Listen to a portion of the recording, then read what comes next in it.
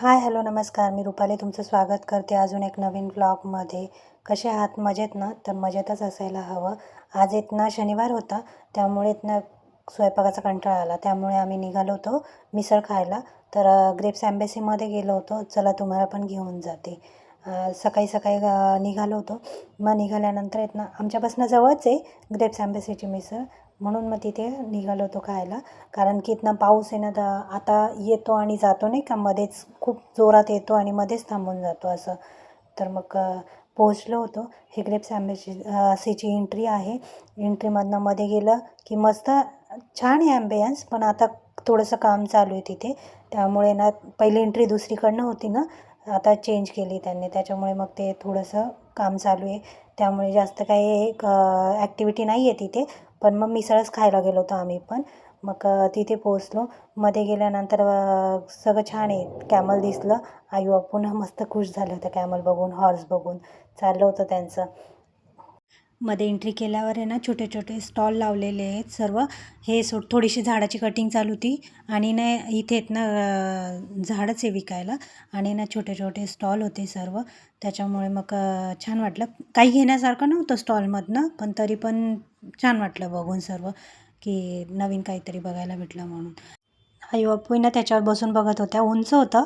आईला तर काही बसता नाही आलं, पण अर्पिताने तिला बसवलं. त्याच्यात 2-3 फोटो काढले. त्यानंतर आहेत ना त्यांना सर्व वाचत होत्यात, काय काय मेनू आहे इथे वगैरे असं तसं. मग आहे ना ते वाचून झाल्यानंतर आमची मिसळ आली होती. तोपर्यंत थोडेसे फोटो काढले आणि मग मिसळ खायला घेतली होती. आई बापूलाही आवडते मिसळ आणि आम्हालाही दोघांना आवडते. आणि नाशिकची तर आपल्या फेमसच आहे ना मिसळ. त्यामुळे मग मिसळ खायला घेतली. मिसळ खाल्ल्यानंतर हात धुतले आणि ना हे पहिलेत ना झोक्याचे एक झोके होते बसायसाठी, मिसळ खाण्यासाठीच होते ते, पण होते तिथे. आता आहेत थोडेफारच ठेवलेत, पण जास्त नाही ठेवलेत. पूर्ण चेंज केलं ना कारण ते, त्यामुळे. मग आहे ना इकडनं चक्कर मारली आणि ना बाहेर निघालो होतो येण्यासाठी. मग थोडेफार वरती फ्लॉवर्स वगैरे बघितले आणि आई बापूला आहेत ना किचन घ्यायचं होतं. मग त्या किचन बघत होत्या आणि ते घेतल्यानंतर मग घरी निघालो.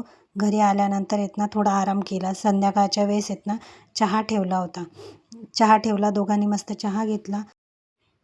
त्यानंतर आहेत ना त्यांच्याशी गप्पा मारत मारत त्यांना तेच बोलली, हे जे मी गॅलरीत ठेवलेत ना झाडं, त्यांना ना त्यांनी खूप पाणी टाकून ठेवलं होतं. आता पावसाळ्याचे दिवस आहे आणि स्नेक प्लांट म्हणजे जे इंडोर प्लांट्स आहेत त्याला पाणी कमी लागतं, आणि ना त्यांनी खूपच पाणी टाकलेलं होतं त्याला. त्यामुळे ते गॅलरीत ठेवले होते. म्हटलं थोडं पाणी सुकलं की मग घरात घेऊया. तेच त्यांच्याशी बोलत होती की त्याला खूप पाणी नाही टाकायचं नाही का, 8 दिवसातनं एकदाच पाणी लागतं. संध्याकाळच्या वेळेस आहेत ना कढी करायचा बेत केला होता. त्यामुळे मग भात लावला, पोळ्या करून घेतल्या होत्या आणि कढीला फोडणी देत होती. तर मी ना हिरवी मिरची आणि आलं लसूण आहे ना थोडं खलबत्त्यात आहे ना थोडं ठेचून टाकते आणि व कढीपत्ता त्याला फोडणी दिली. मग ताकाला फोडणी देऊन घेते आणि मग डाळीचं पीठ, हळद आणि मीठ आहेत ना ते असं कालवून आणि मग त्याच्यामध्ये टाकते. मग उकळी येऊ देते. अशी कढी करते मी. मग आहे ना आई बापूला आहेत ना त्याच्यासोबत आहेत ना आपली खारी जी बुंदी असते ना ती आवडते. मग त्यामुळे त्यांना खारी बुंदी आणलेली होती. मग मी काय भजे नाही काय, खारी बुंदी टाकूनच सगळ्यांनी कढी खाल्ली. कढी खिचडी आणि पोळ्या असा स्वयंपाक केला होता संध्याकाळच्या वेळेस. सगळ्यांनी जेवणं केले आणि ना शनिवार होता, त्यामुळे मग आहेत ना अर्पिता आयूला आहेत ना केसांना तेल लावते दर शनिवारी. कारण मालिश केली ना थोडी, रात्रभर केसात तेल पण मुरतं आणि ना डोकं पण शांत राहतं. त्यानंतर मी माझ्या केसांची मालिश करून घेतली. माझ्या केसांमध्ये तेल लावताना मी ना थोडं कापूर टाकते, म्हणजे ना कोंड आहेत ना त्यामुळे डॅन्ड्रफला खूप फरक पडतो कापराने. त्यामुळे गरम करून आहे ना त्यात थोडंसं कापूर टाकते.